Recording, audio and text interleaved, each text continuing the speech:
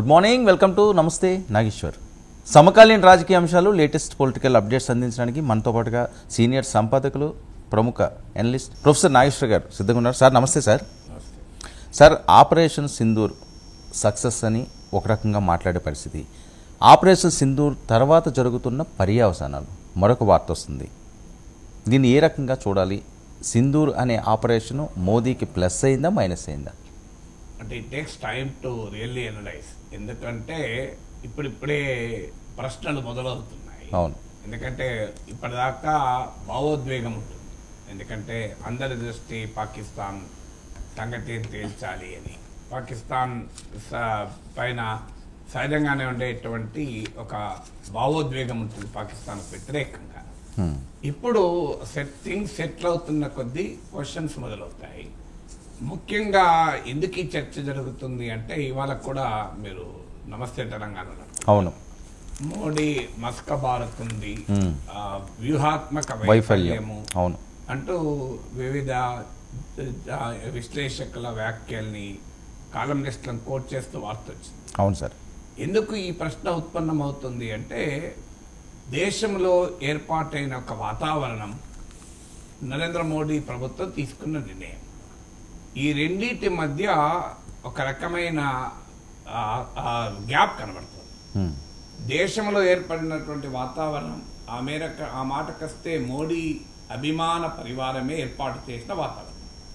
ఒక భావోద్వేగము, పాకిస్తాన్ పని అయిపోయింది, పాకిస్తాన్ సంగతి తేల్చేశాం, వాడి రావల్పిండి మిలిటరీ హెడ్ క్వార్టర్స్ పక్కనున్న నూర్ఖాన్ బేస్ లేపేశాం, కిరాణా హిల్స్ ఏదో ఉన్న న్యూక్లియర్ స్టోర్ని లేపడి అటాక్ చేశాం. పాకిస్తాన్ అయిపోయింది పనిగా. పాకిస్తాన్ ఆర్మీ ఇక సోషల్ మీడియాలో తసీం మునీర్ చచ్చిపోయిండు, షబాజ్ షరీఫ్ బంకర్లా దాక్కున్నాడు, ఇలాంటి అన్నీ కూడా వచ్చాయి. సో ఈ స్థాయిలో ఒక వాతావరణం క్రియేట్ అయ్యాక పాకిస్తాన్ పని అయిపోయింది. పాకిస్తాన్ పైన భారతదేశం మిలిటరీ సుపీరియారిటీ సాధించింది నిజం, అనుమానం లేదు. ఆపరేషన్ సింధూర్ స్పష్టంగా పాకిస్తాన్ పైన భారతదేశ మిలిటరీ సుపీరియారిటీని స్పష్టంగా ఎస్టాబ్లిష్ చేసింది. కానీ దీన్ని ఇంకా ఎక్కువ చేసి పాకిస్తాన్ పనైపోయింది, ఇక తీవ్రవాదులు లేకుండా చేసి ప్రశ్న. ఇక ప్రైమ్ మినిస్టర్ కూడా ఉన్నాడు చూడండి, సింధూరాన్ని చెరిపేస్తే టెర్రరిస్టుల హెడ్ క్వార్టర్స్లనే లేకుండా చేశాను. సో ఈ వాతావరణం క్రియేట్ చేశాక, అంటే మిలిటరీ సాధించిన ఒక గొప్ప విజయం, మిలిటరీ సుపీరియారిటీని ఎమోషనల్ పాలిటిక్స్ వైపుగా మళ్లించాక దాని ఆబ్వియస్ కాన్సిక్వెన్స్ ఏముంటుందంటే, మరి ఎందుకు ఆపారు? మరి ఇంత విజయం సాధించారు కదా. సో పాకిస్తాన్ పని అయిపోయింది, పాకిస్తాన్ కోలుకోలేని దెబ్బ, పాకిస్తాన్ ఎయిర్ బేస్ల ధ్వంసం, పాకిస్తాన్ న్యూక్లియర్ స్టోర్ పైననే అటాక్ చేశాం. అది ప్రభుత్వం చెప్పలేదు కానీ మీడియాలో, సోషల్ మీడియాలో వచ్చింది.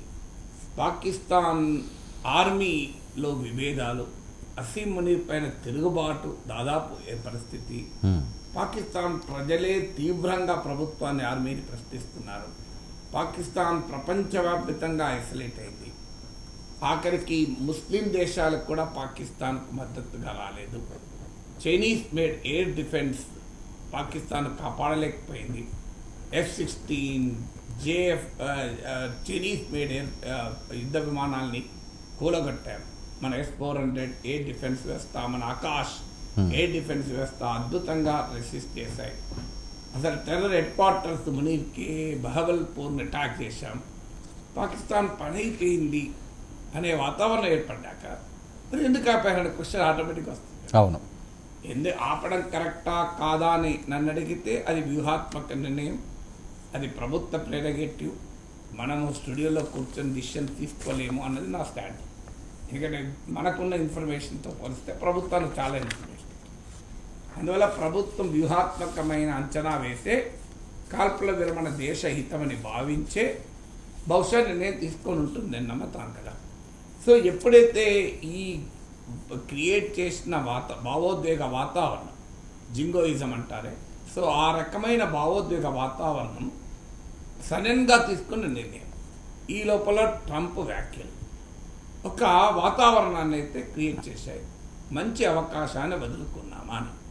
ఇప్పుడు మీకు జియో స్ట్రాటజిస్ట్ మీ బ్రహ్మచలాని ఇలాంటి వాళ్ళు ఇవాళ ఈ వార్త కూడా కోట్ చేశారు. బ్రహ్మచలాని కామెంట్స్ కూడా ఇండియా తన అప్పర్ హ్యాండ్ వదులుకుంది అని. ఎందుకంటే ఎవరికీ అనుమానం లేదు పాకిస్తాన్ మళ్ళీ లేవదని, తీవ్రవాదం మళ్ళీ పడగ విప్పదని, తీవ్రవాద దాడి భారతదేశంలో జరగదని, పాకిస్తాన్ జరపదని ఎవరికైనా అనుమానం ఉందా? పాకిస్తాన్ వైఖరి మారిందని ఎవరికీ అనుమానం లేదు. కానీ మరి ఇది ఎంతకాలం? దానికి ఆన్సర్గా మోడీ మరోసారి దాడి చేస్తే ఇక పాక్ వినాశమే. మరోసారి ఎందుకు దాడి చేయాలి? ఇప్పుడే చేయొచ్చు కదా. మరోసారి దాడి చేస్తే ఇక వినాశమే. ఇవాళ చూడండి పతాక పేపర్లు. మరోసారి దాడి దాకా ఎందుకు ఆగాలి? అంటే మన ప్రాణాలు ఇంకా పోవాలా? పహల్గాం దాడికి వినాశాన్ని చూపించవచ్చు కదా. మరోసారి దాడి చేస్తే వినాశమే అని ప్రధానమంత్రి మాట్లాడుతున్నారు అదంపూర్ నుంచి. నాలాంటి వారికి వచ్చే సాధారణ ప్రజలకు వచ్చే ప్రశ్న ఏంటంటే, మనకు పాకిస్తాన్ను నాశనం చేసే సామర్థ్యమే ఉన్నప్పుడు మరో దాడి దాకా ఎందుకు ఎదురు చూడాలి? ఇదేమీ మనకు కొత్త కాదు కదా. యూరిలో దాడి చేశారు, సర్జికల్ స్ట్రైక్ జరిపాము, అయినా వాడు మారలేదు. పుల్వామాలో దాడి చేశాము, అయినా పుల్వామాలో మళ్ళీ దాడి చేశారు. ఈసారి బాలాకోట్ స్ట్రైక్ చేశాము, అయినా వాడు మారలేదు. పహల్గాం దాడి చేశారు, మనం ఆపరేషన్ సింధూర్ చేశాం, మళ్ళీ ఇంకో దాడి కొరకు ఎదురు చూద్దామా? ఇది ప్రధానమంత్రి వ్యాఖ్యల పైన సోషల్ మీడియాలో నెటిజన్లు అడుగుతున్న ప్రశ్న. మరో దాడి చేస్తే పాకిస్తాన్ ఇక వినాశమే. పాకిస్తాన్కు లక్ష్మణ రేఖ. ఆల్రెడీ ఇలాంటి రేఖలు చాలాసార్లు గీసాం కదా. వాడు ఆల్రెడీ బాలాకోట్ స్ట్రైక్ లక్ష్మణ రేఖ కాదా? సర్జికల్ స్ట్రైక్ లక్ష్మణ రేఖ కాదా? కానీ ఆనాటి లక్ష్మణ రేఖను రావణాసురుడు దాటలేదు, కానీ వీడు రావణాసురుడిని మించినాడు కదా. సో ఆ లక్ష్మణ రేఖలు దాటుతున్నాడు కదా. మరి ఇంకా ఎందుకు ఇంకో దాడి కొరకు ఎదురు చూద్దామా? సో పాకిస్తాన్ సర్వనాశనం అయిపోయిందని ఒకవైపు చెప్తున్నారు, పాకిస్తాన్ కెపాసిటీ మొత్తం పోయింది అంటున్నారు. పాక్ ఆర్మీ చతికిలబడి పాదేయపడి బతిమిలాడి కాళ్ళ బేరానికి వచ్చి ప్లీజ్ ఆపుదామని అన్నదన్నారు. అమెరికా దగ్గరికి వెళ్ళి ఎట్లనేసి ఆపండి అన్నారు. అలాంటప్పుడు ఇంకా పాకిస్తాన్ ఎందుకు వదులుతున్నారు? సో అంటే కమ్యూనికేషన్లోనే ఉండే కాంట్రడిక్షన్. నీవు ఒకవైపేమో చేస్తున్న కమ్యూనికేషన్ ఏంటి, చేస్తున్న కాంట్రడిక్షన్. దీనికి తోడు మోడీ ఇప్పటికీ కూడా ఆవేశపూరిత భావోద్వేగపూరిత ప్రసంగాలకే పరిమితమవుతున్నాయి. సో మీకు నరేంద్ర మోడీ స్పీచ్ కావచ్చు, తర్వాత ఇప్పుడు 2 స్పీచ్లు వచ్చాయి. ఒకటి దేశ ప్రజలను ఉద్దేశించే ప్రసంగం, ఒకటి సైన్యాన్ని అదంపూర్లో ఉద్దేశించేసిన ప్రసంగం. ఈ 2 కాంటెక్స్ట్లో కూడా emotional context I can understand. కానీ ప్రజలు కోరుతున్న ప్రశ్నలు ఏంటి అంటే, ప్రజలు కోరుతున్న సమాధానం ఏంటి? మన సైన్యం బుద్ధి చెప్తుంది, మన సైన్యం సంగతి తేల్చింది, మన సింధూరాన్ని చెరిపేసిన వాడి అంతు చూస్తాం. ఇవన్నీ అయిపోయినాయి, అంతు చూసేశారు మన మిలిటరీ. ప్రైమ్ మినిస్టర్ స్టేట్ భావోద్వేగపూరిత వ్యాఖ్యలు కాదు, ప్రజలు చూశారు కదా మన బ్రహ్మోస్ క్షిపణి చేసిన పాకిస్తాన్లో సృష్టించిన బీభత్సం. అది చాలు ప్రజల భావోద్వేగానికి. ప్రధానమంత్రి వ్యాఖ్యలతో ఆనందపడే దశలో, సంతృప్తి చెందే ప్రజలు భారతీయులు లేరు. భారత ప్రజలు ఆల్రెడీ భారత సైనిక పాఠవాన్ని ప్రత్యక్షంగా చూశారు. మన ఆర్మీ, ఎయిర్ ఫోర్స్, మన నావీ ప్రెస్ కాన్ఫరెన్స్లో వీడియోలతో సహా చూపెట్టారు కదా. సో అందువల్ల భారతదేశ ప్రజలకు ఎక్కడా అనుమానం లేదు. ఎస్, మనం సంగతి ఏదో తేల్చగలం, తెలుస్తామని. అందువల్ల ప్రైమ్ మినిస్టర్ పదే పదే దేశ ప్రజలకు అష్యూరెన్స్, భారతదేశం మన సైనిక ప్రతాపాలు చూపాం, మనం పాకిస్తాన్ వెన్ను విరిచాం, ఇవాళ భారతదేశం అంటేనే పాకిస్తాన్కి వెన్నులో వణుకు పుడుతుంది. ఇవన్నీ అయిపోయింది, వెన్నులో వణుకు పుట్టించేసాం ఆల్రెడీ. అందువల్ల ఇప్పుడు మాటలు కాదు, ఆల్రెడీ చేతల ద్వారా విశ్వాసం కలిగినాక మళ్ళీ మాటల ద్వారా విశ్వాసం అవసరం ఏముంటుంది? ఇప్పుడు ప్రజలు కోరుకుంటున్నది నరేంద్ర మోడీ నుంచి ఏంటంటే, మరి ఇంత అద్భుతమైన అవకాశం వచ్చినప్పుడు పైచేయి యుద్ధ భూమిలో సాధించాం, డిప్లొమాటిక్గా పాకిస్తాన్ ఐసోలేట్ అయింది, ఇంటర్నల్గా పొలిటికల్గా పాకిస్తాన్ ప్రభుత్వం లెజిటిమసీ కోల్పోయింది, ఆర్మీలో డివిజన్స్ మొదలైనవి, ఆర్మీ కూడా లెజిటిమసీని ప్రజల నుంచి వ్యతిరేకత వ్యక్తమవుతోంది, పాక్ ఎకనామిక్ సిచ్యువేషన్ చాలా ఘోరంగా ఉంది. మన మీడియాలో వచ్చే 4 రోజులకు సరిపోయేంత యుద్ధం కూడా చేయలేదు అని, ఫారిన్ ఎక్స్చేంజ్ క్రైసిస్ ఎదుర్కొంటోంది, పెట్రోల్ బంకుల్లో మీకు సామాన్య ప్రజలకు డీజిల్ పెట్రోల్ అమ్మొద్దు అని ఆదేశాలు వచ్చాయి ఆర్మీకి కావాలి కనుక. పాకిస్తాన్లో ఆల్రెడీ మీకు ఇదే అదనుగా ఇండియా పాక్ ఉద్రిక్తతలను అదనుగా చేసుకొని మీకు నార్త్ వెస్ట్ ఫ్రాంటియర్స్లో ఫస్తూన్ ప్రాంతంలో తిరుగుబాటు మొదలైంది. టెహ్రీక్ తాలిబాన్ దాడి మొదలుపెట్టింది. బెలూచ్ లిబరేషన్ ఆర్మీ ఆఖరికి క్వెట్టా నగరాన్నే మేము విముక్తి చేశామని చెప్పారు. ఈ ఇండియా పాక్ టెన్షన్స్ వారం రోజుల్లో 71 దాడులు చేసింది బెలూచ్ లిబరేషన్ ఆర్మీ సైన్యం పైన. వారు భారతదేశానికి ధన్యవాదాలు చెప్పారు, మీరు అట్ని తేల్తేనే మేము ఇట్ని తేలుస్తామని. ఇంత మంచి అవకాశంలో కాల్పులు ఎందుకు విరమించారు? ఇది కదా క్వశ్చన్. ఈ క్వశ్చన్కు మాత్రం ఆన్సర్ చెప్పడం సంతృప్తికరంగా రావడం లేదు మోడీ. ఈ కాల్పులు విరమించటానికి ప్రభుత్వానికి పర్హాప్స్ ఏంది, certainly there may be right reason, నేను కాదని అనడం లేదు. కానీ రైట్ రీజన్ ఏంటంటే ప్రజలకు అర్థం కావాలి కదా.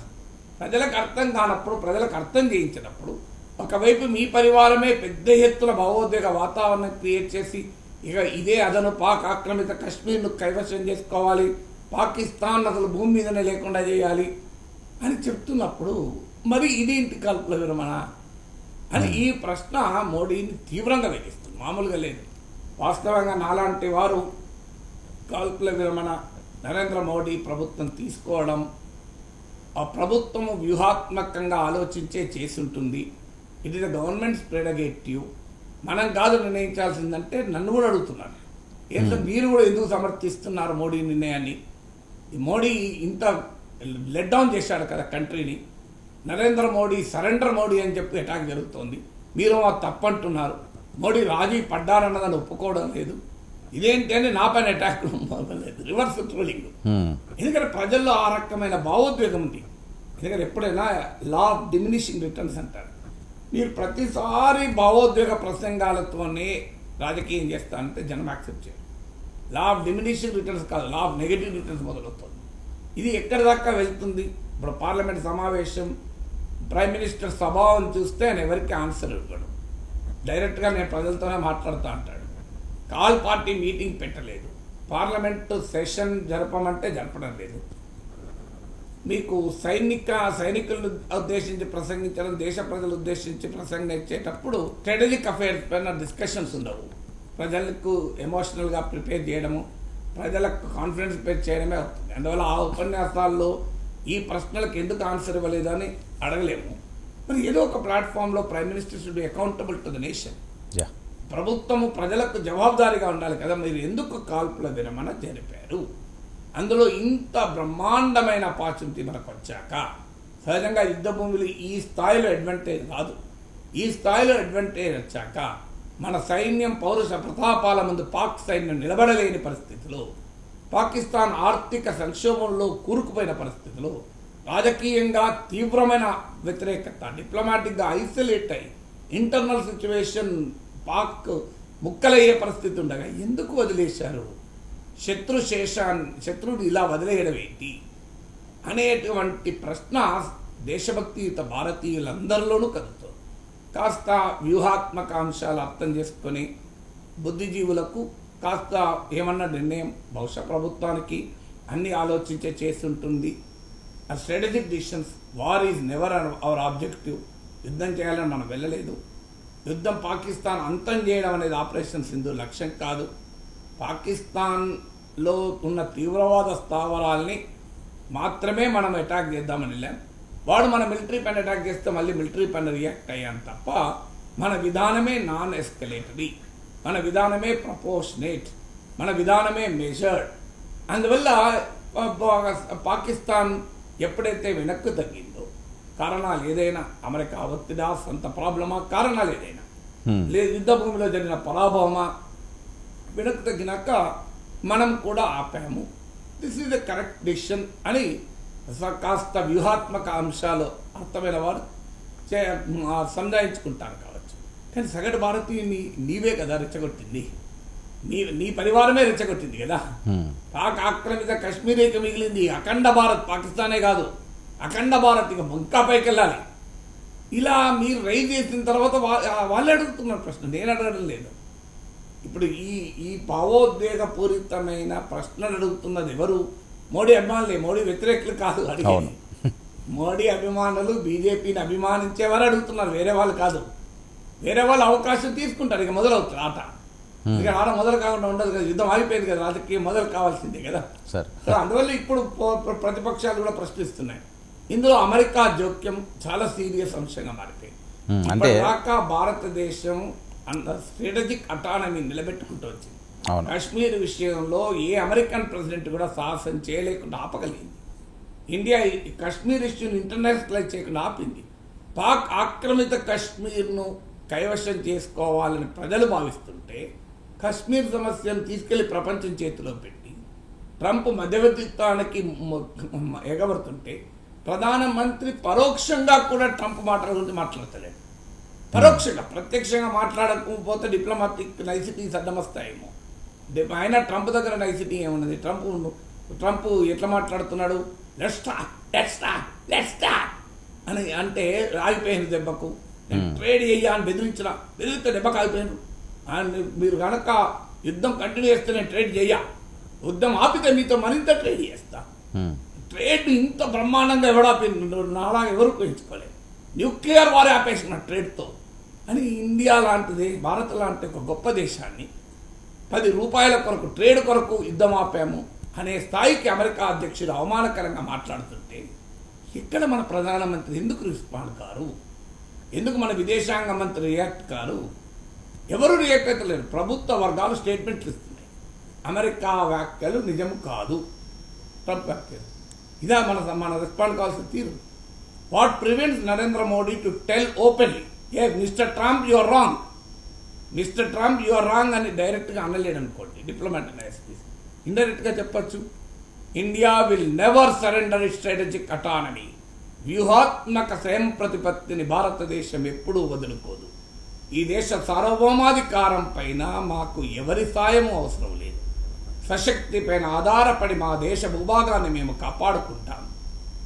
మా దేశ విదేశాంగ విధానాన్ని, మా దేశ నిర్ణయాల్ని తీసుకొనగలిగే సత్తా భారతదేశానికి ఉంది అని ఒక్క మాట అనొచ్చు కదా. దీంట్లో ట్రంప్ పేరు చెప్పలేక ఇప్పుడు ఉదాహరణ నేను చెప్పిన మాటల్లో. అవును సార్, ట్రంప్కి ఇండైరెక్ట్గా లెసన్ కదా.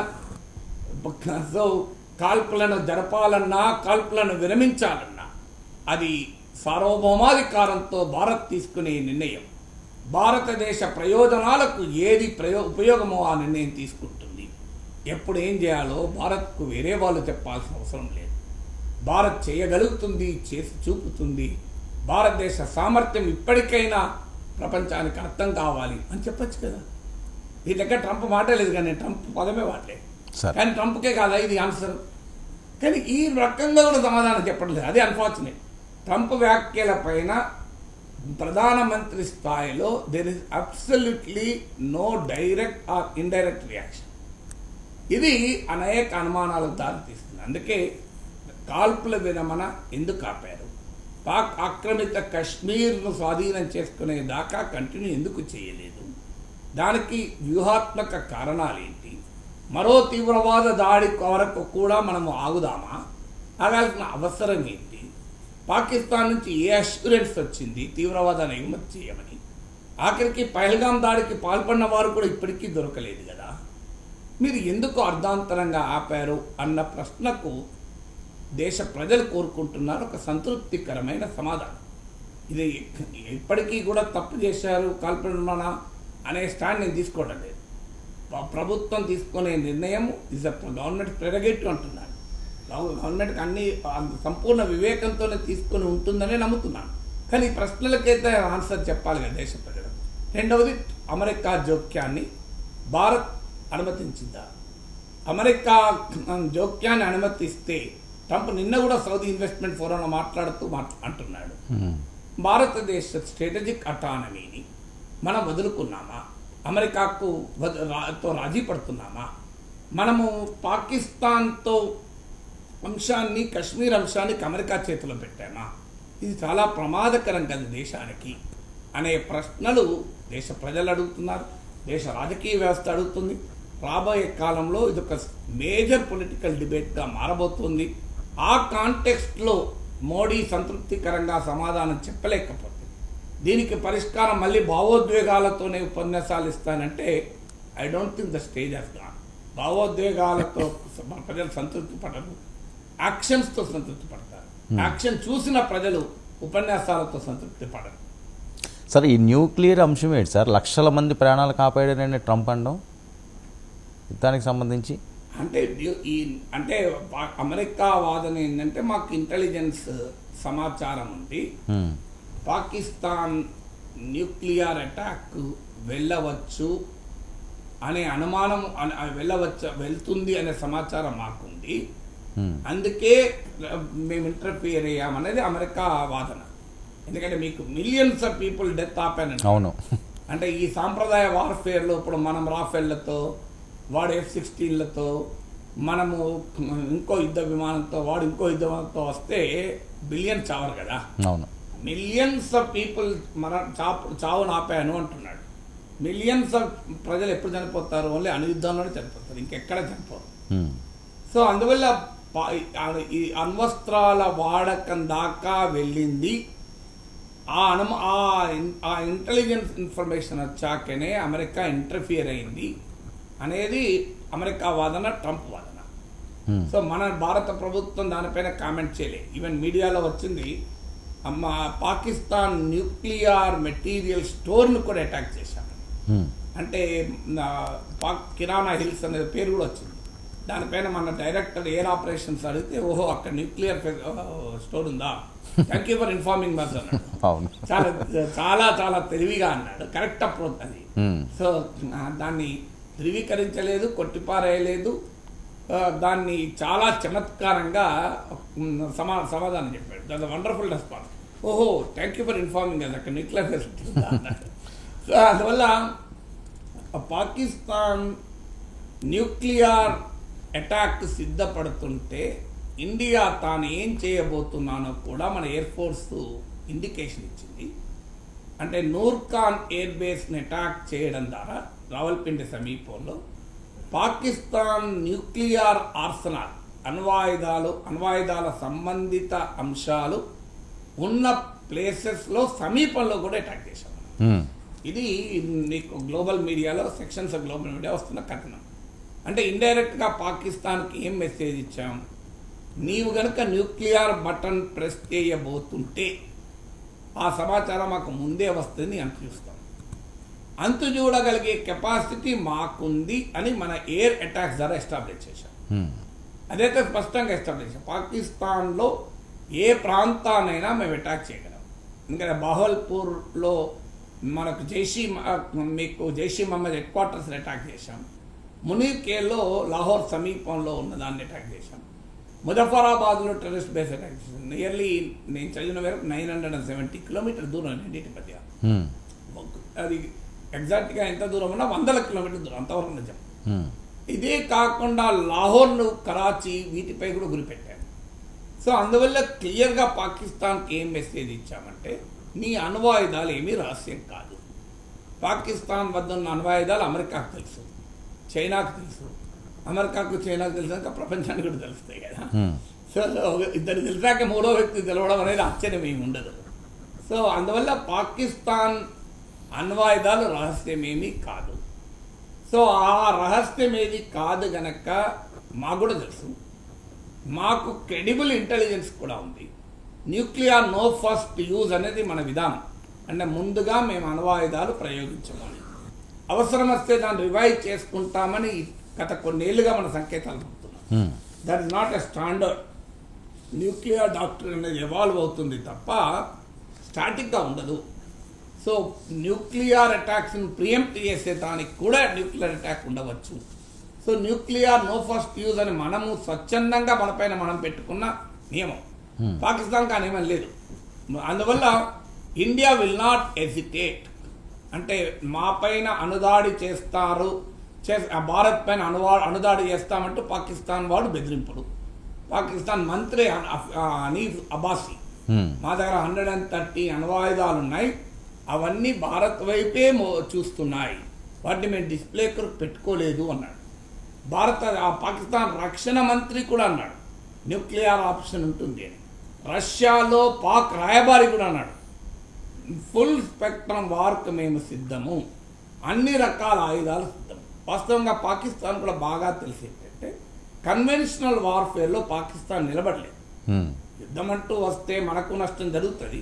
అది మన ఎయిర్ ఆపరేషన్ డైరెక్టర్ జనరల్ చాలా క్లియర్గా చెప్పాడు. రాఫెల్ యుద్ధ విమానాన్ని పాకిస్తాన్ కొట్టేసింది అని చెప్పుకుంటోంది. రాయిటర్స్ లాంటి సంస్థల్లో వార్తలు కూడా వచ్చాయి. అంటే ఆయన ఓపెన్గా అన్నాడు, కంబాట్ ఆపరేషన్లో నష్టం అంటూ అవాయిడ్ చేయలేదు, రెండు వైపులో ఉంటుంది, కానీ ఎక్కువ నష్టము ఎవరికి అనేది ఇంపార్టెంట్ అన్నాడు. కానీ అన్ని రాఫెల్ విమానాలు క్షేమము, మన ఫ్రాన్స్ నుంచి కొన్న అన్ని లెక్క పెట్టుకోవచ్చు మీరు అనలే ఆయన. సో అందువల్ల కంబాట్ ఆపరేషన్లో జరుగుతుంది. కాదు జరిగిందో లేదో మనకు తెలియదు, ఎందుకంటే మన ఎయిర్ ఫోర్స్ ధృవీకరించలేదు. పాకిస్తాన్ క్లెయిమ్ చేసుకుంటోంది, వెస్ట్రన్ మీడియా క్లెయిమ్ చేసుకుంటోంది రాఫెల్ విమానాన్ని చైనీస్ మేడ్ విమానాలతో ఒక యుద్ధ విమానాన్ని కూల్చాడు అని. అందుకే రాఫెల్ తయారు చేసే డసావ్ ఏవియేషన్ షేర్లు పడిపోయినాయి. ఈ రాయిటర్స్ వార్త తర్వాత 3.3% పడిపోయినాయి. $373.8 నుంచి $362.05 పడిపోయింది. ఈ చైనీస్ మేడ్ విమానాల్ని తయారు చేసే కంపెనీ చెండు ఎయిర్క్రాఫ్ట్ కార్పొరేషన్ షేర్లు 30% పెట్టింది. అది ఆ రాయిటర్స్ కథనం తర్వాత. కోర్స్ నిన్న మళ్ళీ పడిపోయిన చైనీస్ డిఫెన్స్ కంపెనీ స్టాక్స్ అని. సో అందువల్ల ఈ వార్తలన్నీ వస్తున్న సమయంలో భారతదేశం చాలా స్పెసిఫిక్గా మీకు పాకిస్తాన్కు ఒక మెసేజ్, పాకిస్తాన్ మా దగ్గర న్యూక్లియర్ వెపన్స్ ఉన్నాయని న్యూక్లియర్ బ్లాక్మెయిల్ చేస్తుంటే we called it a bluff. So western media కథనాలు ఏం చెప్తున్నాయంటే భారతదేశం నష్టపోయింది అని కహానీలు పాకిస్తాన్ చెప్తోంది, కానీ ఇండియా హ్యాస్ ద కెపాసిటీ. ఏంటి కెపాసిటీ? క్రెడిబుల్ ఇంటెలిజెన్స్, అంటే పాక్ అనుదాడి చేసేదాకా చూస్తూ ఊరుకోదు. అనుదాడి జరిగాక మళ్ళీ రెస్పాండ్ కావడం కాదు, అనుదాడి చేసే ముందే భారత్కు తెలుస్తుంది. క్రెడిబుల్ ఇంటెలిజెన్స్ ఉంది. 2 క్రెడిబుల్ ఇంటెలిజెన్స్ ఉంటేనే సరిపోదు కదా, ప్రియంప్టివ్ స్ట్రైక్ చేసి కూడా పాకిస్తాన్ న్యూక్లియర్ ఫెసిలిటీస్ను డిజేబుల్ చేయగలుగుతుంది. ఓకే. దీన్ని ఇండియా డెమాన్స్ట్రేట్ కూడా చేసింది. న్యూక్లియర్ ఆర్సెనాల్ ఉన్న సమీపంలో కూడా అటాక్ చేసి అంటే మీకు 1 మీటర్ దగ్గరకు వచ్చి నేను అటాక్ చేశాను అనుకోండి, ఇండికేషన్ ఏంది? తర్వాత నేను మీది కూడా రాగలన్నాడు. అందువల్ల ఆ కెపాసిటీ నిరూపించాం. వాస్తవంగా ఒక న్యూక్లియర్ స్టోర్ పైన అటాక్ కూడా జరిగింది. ఇప్పుడు అదే కిరాణా హిల్స్ అంటున్నారే, న్యూక్లియర్ స్టోర్ పైన అటాక్ కూడా జరిగితే రేడియేషన్ కూడా వచ్చింది. ఇది కూడా ఇన్ఫర్మేషన్ వెస్టర్న్ మీడియాలో వచ్చింది. Nobody knows what is the truth. వార్లో truth is always a casualty. మనకేమీ తెలియదు, ఎందుకంటే అది కాన్ఫిడెన్షియాలిటీ కదా. ఇండియా ఎందుకు చెప్తుంది? ఎవరైనా భారతదేశం మేము పాకిస్తాన్ న్యూక్లియర్ స్టోర్ అటాక్ చేశామని చెప్పదు కదా. అవును. కానీ వెస్ట్రన్ మీడియాలో వచ్చిన కథనం ఏంటంటే ఈవెన్ రేడియేషన్ కూడా రికార్డ్ అయింది. ఎందుకంటే ఆ పాకిస్తాన్ న్యూక్లియర్ ఫెసిలిటీస్ను మానిటర్ చేసే అమెరికన్ సంస్థలు కూడా they have accepted nuclear radiation కూడా లీక్ అయింది అని. అంటే మనము పాకిస్తాన్ న్యూక్లియర్ ఫెసిలిటీ అటాక్ చేశామంటే చేయలేము, కానీ ఏం చేశాము? చెయ్యగలమని చెప్పడంగా చూపాం. ఇది వెస్ట్రన్ మీడియాలో వస్తున్న సమాచారం. ఎంత నిజమో మనకు తెలియదు. అందువల్లనే అమెరికా అధ్యక్షుడు పదే మిలియన్స్ ఆఫ్ పీపుల్ డెత్ నేను ఆపాను అని. ఎందుకంటే పాకిస్తాన్ న్యూక్లియర్ అటాక్ అయినా చేయవచ్చు, లేదు అది చేసే ముందు ఇండియా అయినా అటాక్ చేసి సంగతి తెలిసొచ్చు. ఏది జరిగినా లక్షలాది మంది చనిపోతారు, అందులో అనుమానం లేదు. అందుకొరకు నేను ఇంటర్ఫియర్ అయి నేను ఆపినందుకు నాకు 5 నోబెల్ బహుమతులు రావాలి, కానీ నేను ఒబామా కాదు కదా, నేను ట్రంప్ కదా, అందుకే నాకు ఇవ్వలేదు అని అంటున్నట్టు. సో మరి we do not know what it is. So నిజంగానే ఇండియా పాక్ కాన్ఫ్లిక్ట్లో న్యూక్లియర్ వార్ దాకా వెళ్ళిందా? We really don't know.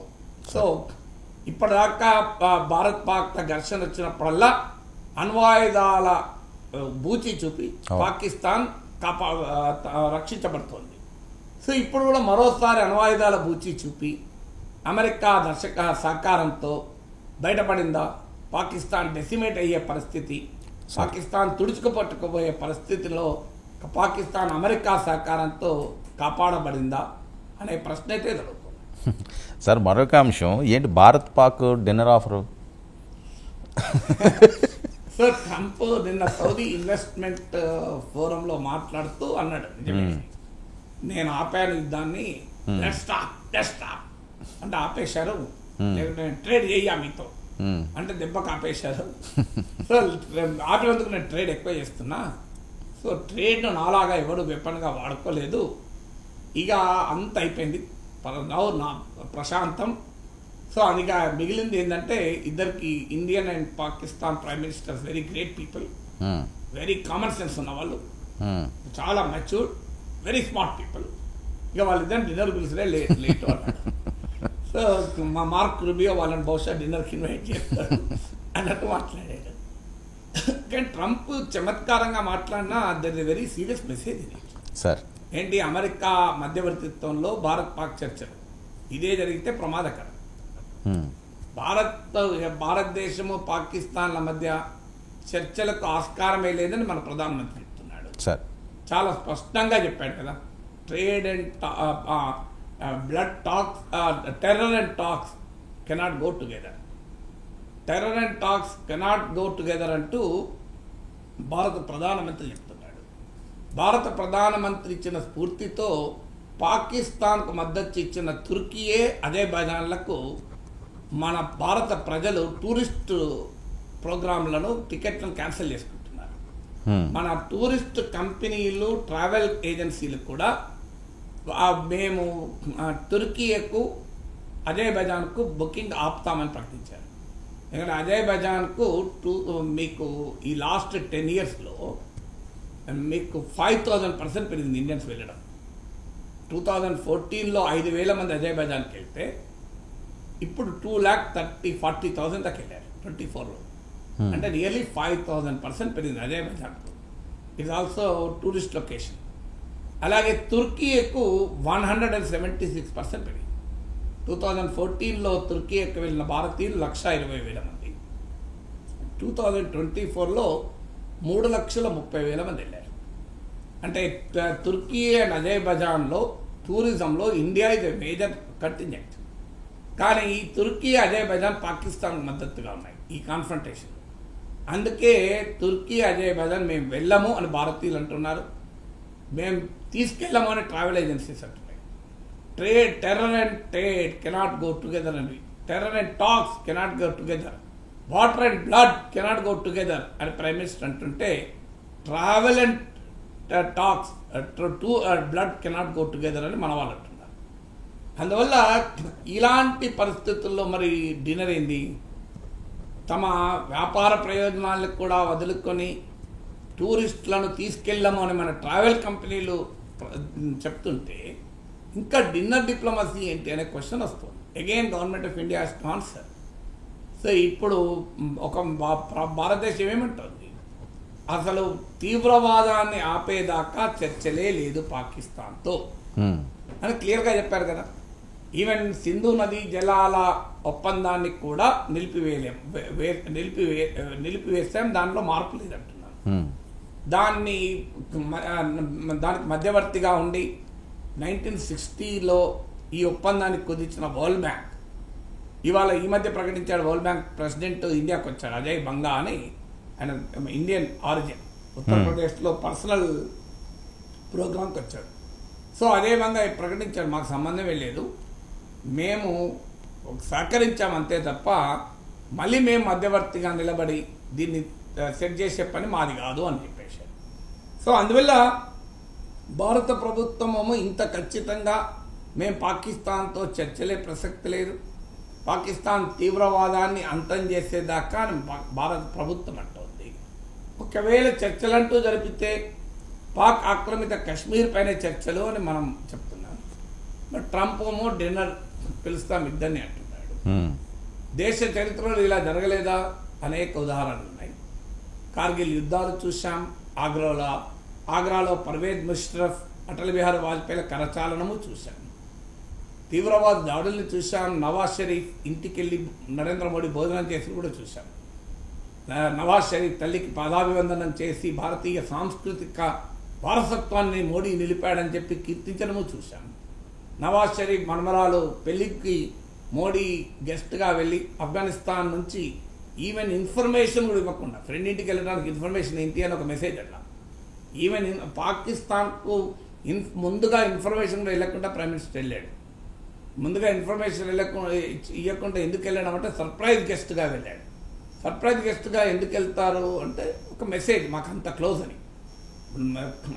ఎప్పుడు మనం ఎవరింటికి వెళ్తాం సర్ప్రైజ్గా ఫోన్ కూడా చేయకుండా, అవును మనం కూడా ఇక చెప్పేది ఏమున్నది అని వెళ్తాం.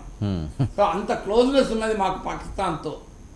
మా నవాజ్ షరీఫ్తో నరేంద్ర మోడీ డెమాన్స్ట్రేట్ చేయడానికి కాబూల్ నుంచి సడన్గా రావల్పిండి అనుకుంటాను. అప్పుడు నవాజ్ షరీఫ్ అక్కడ ఉన్నట్టున్నాడు. నవాజ్ షరీఫ్ ఇంటికి వెళ్ళారు. ఇంటికి వెళ్ళి ఇంట్లో భోజనం చేసి మనవరాలు పెళ్లికి అటెండ్ అయ్యి వచ్చారు. ఇవన్నీ చూసాం కదా. అందువల్ల ఇవన్నీ చూసినోడికి డౌట్ వస్తుంది, మళ్ళీ డిన్నర్ ఏమైనా జరుగుతుందా, ట్రంప్ చెప్పిన ఫోటో కనబడుతుందా, అటువైపు ట్రంప్ ఇటువైపు మోడీ అటువైపు నవాజ్ షరీఫ్ డిన్నర్లో కూర్చుంటారా అని. భారత ప్రజలు ఇప్పుడైతే దీన్ని అంగీకరించే ప్రసక్తే లేదు. ఎందుకంటే ఇంత దాడి జరిగాక పాకిస్తాన్ ఇంత దుర్మార్గంగా వ్యవహరిస్తున్న తర్వాత ఇంకా డిన్నరే. అమ్మ ట్రంప్ ఎందుకంటున్నాడు, గత చరిత్ర చూస్తే ఇలాంటి చాలాసార్లు మనం చూసాం. షిమ్లా ఒప్పందాలు చూసాం, కార్గిల్ యుద్ధాలు చూసాం. సో ఇవన్నీ చూసిన తర్వాత ఏముంది, ఇది ప్రజలు పాపం బార్డర్ మీద చచ్చిపోతుంటారు, సైనికులు చచ్చిపోతుంటారు, మళ్ళీ నాయకులు కలుస్తుంటారు, కొట్టుకుంటారు అనేటువంటి ఒక ఆవేదన భారతీయుల్లో కలుగుతుంది. అందువల్ల government India should respond. Trump ఈ డిన్నర్ సంగతి ఏంటి అని. సార్ మరొక అంశం, ఇక యుద్ధం ఆగింది, రాజకీయాలు మొదలైనయా? దేశవ్యాప్తంగా బీజేపీ తిరంగా యాత్రకి శ్రీకారం చుట్టింది. తిరంగ యాత్ర జరపడం తప్పలేదు, కానీ ఆ తిరంగ యాత్ర అఖిలపక్ష తిరంగ యాత్రగా ఉండాలి నిజంగా. ఎందుకంటే యుద్ధ సమయంలో మోడీ ఏం చేశాడు మీరు గమనించండి. యుద్ధ సమయంలో మోడీ 2 సార్లు అఖిలపక్ష మీటింగ్లు పెట్టారు. యుద్ధం అయిపోయింది, ఎన్డీఏ మీటింగ్. అవును, అంటే యుద్ధం ఆగింది, రాజకీయాలు మొదలయ్యాయి. నిజంగా చెప్పాలంటే ఇవాళ prime minister NDA chief ministers meeting పెట్టారు. ఆ దేశంలో ఉన్న అందరు ముఖ్యమంత్రులు మీటింగ్ పెట్టాల్సిందే. ఎందుకంటే యుద్ధం అయ్యేంత దాకా దేశంలో ఉన్న అన్ని రాజకీయ పార్టీలు శశబిష లేకుండా రాజకీయాలకు అతీతంగా రాక్ సాలిడ్గా ప్రైమ్ మినిస్టర్ మద్దతు ఇచ్చాయి, ప్రభుత్వానికి మద్దతు ఇచ్చాయి. మీరు ఏ నిర్ణయమైనా తీసుకున్నా మేము సమర్థిస్తాం, పాకిస్తాన్ బుద్ధి చెప్పండి అని అన్నాక prime minister should unite the nation, not the divide the nation. ఎందుకంటే ఇది రాజకీయ అంశం కాదు కదా, ఇది దేశానికి సంబంధించిన అంశం. అన్ఫార్చునేట్లీ యుద్ధం అయిపోయింది. ప్రధానమంత్రి ఎన్డీఏ ముఖ్యమంత్రుల సమావేశం తర్వాత బీజేపీ తిరంగ యాత్రలు మొదలయ్యాయి. ఢిల్లీలో, గోవాలో, అన్ని రాష్ట్రంలో. అంటే ఏం చేయబోతున్నారు? నరేంద్ర మోడీ గొప్ప విజయం సాధించాడు, మోడీ ఉండగానే కనుక జరిగింది, ఇంకెవడన్నా ప్రైమ్ మినిస్టర్ ఉంటే జరిగేది కాదు, ఇదే కదా చెప్పేది. ఇది మళ్ళీ దేశాన్ని డివైడ్ చేయదా, దేశాన్ని యునైట్ చేసిన సందర్భం చూసాం మనం. ఇప్పుడు నిజంగానే ప్రజల్లో దేశభక్తి పెంచాలి, సైన్యానికి ధన్యవాదాలు చెప్పాలి. ఎందుకంటే పోరాడింది సైన్యం, పోరాడింది బీజేపీ కార్యకర్తలు కాదు, కాంగ్రెస్ కార్యకర్తలు కాదు. రాఫెల్ యుద్ధ విమానాన్ని నడిపింది ఏ రాజకీయ నాయకుడు కాదు. వీరోచితంగా ప్రాణాలకు తెగించి పోరాడింది మన సైనికులు, మన మురళీ నాయక్ ఏ పార్టీ. సో అందువల్ల పార్టీలకు అతీతంగా మిలిటరీ ఆర్మ్ ఫోర్సెస్కి మనం ధన్యవాదాలు చెప్పాలి, సల్యూట్ చేయాలి. ప్రైమ్ మినిస్టర్ తన ప్రసంగంలో కూడా అన్నాడు, the nation has to salute the arm forces. ఈ సమయంలో మళ్ళీ మేము సల్యూట్లు ఎవరికి వారే కొట్టుకుంటాము, మేము కొట్లాడుకుంటూ మీకు సల్యూట్ చేస్తాం అంటే ఓ లెఫ్ట్ నుంచి సల్యూట్ చేస్తే రైట్ నుంచి సల్యూట్ ఇది కాదు కదా. అందరం కలిసి జనగణమన పాడాల్సిన సమయం కదా. అందువల్ల ఇప్పుడు కూడా మళ్ళీ రాజకీయాలు నిజంగానే తిరంగ జెండా ఏ పార్టీ సొంతం కాదు, దేశభక్తి ఎవరికీ గుత్తాధిపత్యం కాదు. మన సైనిక బలగాలు సాధించిన ఈ అపూర్వ పౌరుష ప్రతాపాల ప్రదర్శన, శక్తి సామర్థ్యాల ప్రజ్ఞాపాఠవాల ప్రదర్శన ఏ రాజకీయ పార్టీ గుత్తసొమ్ము కాదని. ఇది property of the nation. Unfortunately property of the నేషన్లో మేమే గుత్తేదారు, ఇది మాకు మాత్రమే వర్తిస్తుంది, ఇంకెవడు ఇచ్చేదారు కాదు, ఇందులో ఎవరికీ అవకాశం లేదు అని ఏ రాజకీయ పార్టీ అనుకున్నా అది చాలా ప్రమాదకరం, దేశానికి నష్టపడి. రాజకీయ పార్టీకి లాభమో నష్టమో తెలియదు, మరి ఎందుకు ఈ తెలంగాణ జరుగుతున్నా అంటే బహుశా కాల్పుల విరమణ ఎందుకు జరిపారు, ఎందుకు ఆపారు, పాకిస్తాన్ సంగతి ఎందుకు తేల్చలేదు, ఇంత అద్భుతమైన అవకాశం వచ్చి ఇంత పైచేయచ్చి యుద్ధ భూమిలో అర్ధాంతరంగా కాల్పులు ఎందుకు జరిపారు, ట్రంప్ చెప్తేనే జరిపారా, మనము పాకిస్తాన్ కోలుకోలేనంత దెబ్బతీసామని చెప్తున్నాం కదా, ఇదే సమయం కదా, మరోసారి తీవ్రవాద దాడి జరిగితే వినాశం చూడడం ఎందుకు, ఇప్పుడే చూడొచ్చు కదా. ఈ ప్రశ్నలు ప్రజల్లో వ్యక్తమవుతున్నాయి కనుక ఆ ప్రజల్లో ఉండే ఈ ప్రశ్న అసంతృప్తిని ఏదో ట్యాకిల్ చేసడానికే మరి తెలంగాణ యాత్రలు చేస్తున్నారో తెలియదు. బట్ ఏదైనా nation wants statesmen, not politicians. Statesmen, we need prime minister to be a statesmen. ఈ సమయంలో పార్టీలకు అతీతంగా అఖిలపక్ష మీటింగ్ పెట్టి దేశ ప్రజలందరినీ సమాయత్తపరిచి రాజకీయాలకు అతీతంగా దేశ రాజకీయ నాయకులు అందరూ కలిసి తిరంగ జెండా పట్టుకుని ఎంత బ్రహ్మాండంగా ఉంటుంది సార్. ఒక్కసారి ఊహించండి, నరేంద్ర మోడీ, రాహుల్ గాంధీ, అఖిలేష్ యాదవ్, మమతా బెనర్జీ అందరూ కలిసి ఢిల్లీలో ఒకే తిరంగ జెండా పట్టుకొని, అమిత్ షా, మీకు స్టాలిన్, ఇట్లా అందరూ కలిసి వెళ్తే ఎంత బాగుంటుంది. పాకిస్తాన్కి ఎలాంటి మెసేజ్ ఇస్తాం, ఎంత అద్భుతమైన మెసేజ్ ఇస్తాం పాకిస్తాన్కు, ప్రపంచానికి. ఒక్కసారి ఆలోచించండి. ఢిల్లీ నగరంలో నరేంద్ర మోడీ, పక్కన లీడర్ ఆఫ్ ద అపోజిషన్ ప్రతిపక్ష నేత రాహుల్ గాంధీ, పక్కన అమిత్ షా, పక్కన మల్లికార్జున్ ఖర్గే, పక్కన రాజ్నాథ్ సింగ్, పక్కనే అఖిలేష్ యాదవ్, మమతా బెనర్జీ, ఇలా అందరు నాయకులు ఉంటారు లైన్గా, అందరూ తిరంగ జెండా పట్టుకుంటారు. ఇంత గర్వకారణంగా ఉంటుంది భారతీయులు. ఒక్కసారి ఊహించండి. తిరంగ యాత్ర ఇది. హైదరాబాదులో రేవంత్ రెడ్డి ముఖ్యమంత్రి, ప్రతిపక్ష నేత కేసీఆర్, పక్కనే కిషన్ రెడ్డి, బండి సంజయ్ పక్కనే అసదుద్దీన్ ఓవైసీ, పక్కనే బట్టి విక్రమార్క, ఇలా అన్ని పార్టీల నాయకులు పక్కనుంటే ఎంత ఎఫెక్టివ్ తిరంగ జెండా పోతుంటే తెలంగాణ ప్రజల్లో దేశభక్తి ఎంత అద్భుతంగా కలుగుతుంది చూడండి. ఒక్కసారి ఆలోచించండి. ఈ సీన్ ఒక్కసారి ఊహించండి. ఇట్లుంటే భారతీయుడిగా మనకి ఎంత గర్వకారణం. ఈ పాకిస్తాన్లో వెన్నులో వణుకుంటుందా? పాకిస్తాన్ చూడండి భారతదేశం ఎంత గొప్పగా ఐక్యంగా ఉంది అని. ఇలాంటిది కోరుకుంటున్నారు భారతీయులు. అన్ఫార్చునేట్లీ మళ్ళీ మేము రాజకీయాలు జరుపుకుంటాం, మేము మళ్ళీ ఇందులో కూడా మా రాజకీయ జమాలెక్కలే వేసుకుంటాం అంటే భారతీయుడిగా ఆవేదన కలుగుతుంది.